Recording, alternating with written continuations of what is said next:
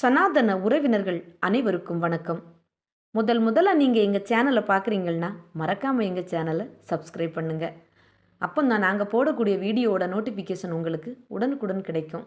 அது மட்டும் இல்லை, மறக்காமல் எங்கள் சேனலை லைக் பண்ணுங்கள், ஷேர் பண்ணுங்கள், கமெண்ட் பண்ணுங்கள். வாங்க வீடியோக்குள்ளே போகலாம். அம்மனுக்கு உகந்த ஆடி மாதம். இந்த ஆடி மாதம் அம்மனுக்கு ரொம்ப விசேஷமான மாதம் அப்படின்னு சொல்லுவாங்க. பெண்களெல்லாம் எல்லாம் எப்போ கோயிலுக்கு போகலாம், எந்த கோயிலுக்கு போகலாம், இங்கே போகலாமா, அங்கே போகலாமா, இதே தான் யோசித்துக்கிட்டு இருப்பாங்க.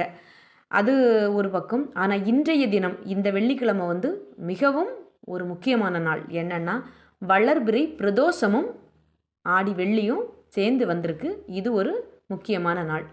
அது மட்டும் இல்லை, நம்முடைய தமிழ் வருஷத்தை இரண்டாக பிரிச்சிருக்காங்க நம்ம முன்னோர்கள். அதாவது உத்தராயணம், தக்ஷணாயணம். உத்தராயணம்னு சொல்கிறது தை மாதம் தொடங்கி ஆனி மாதம் முடிகிற வரைக்கும் உத்தராயணம். தக்ஷணாயணம்னு சொல்கிறது ஆடி மாதம் தொடங்கி மார்கழி மாதம் முடிகிறது தக்ஷணாயணம்.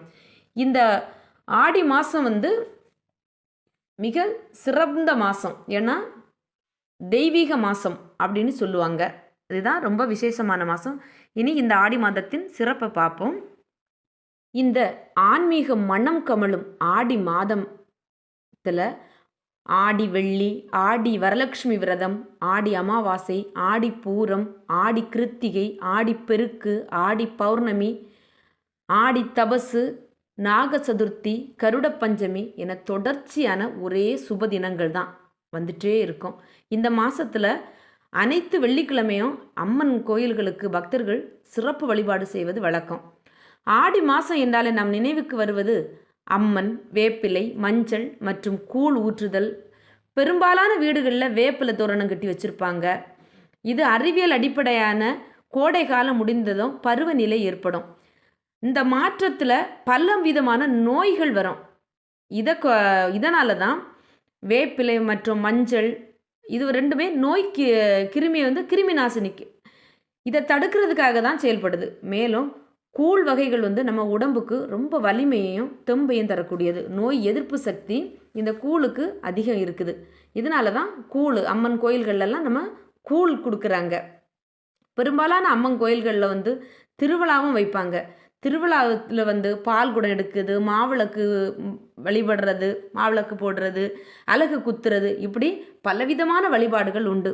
அது மட்டும் இல்லை, இங்கே கன்னியாகுமரி மாவட்டத்தை பொறுத்த வரைக்கும் இங்கே ஒரு ஔவையாரம்மன் கோயில் இருக்குது. இந்த ஔவையாரம்மன் கோயிலில் இந்த ஆடி மாதம் வரக்கூடிய அத்தனை செவ்வாய்க்கிழமைகள்லையும் கொழுக்கட்டை அவிப்பாங்க. அது ரொம்ப சிறப்பு. ஆடி மாதம்னாலே ஔவையாரம்மன் கோயில் ரொம்ப சிறப்பாக இருக்குது. கன்னியாகுமரி மாவட்டத்தில் இருக்குது இந்த கோயில். முடிந்தவங்க பார்க்கலாம், வழிபட்டுட்டு போங்க.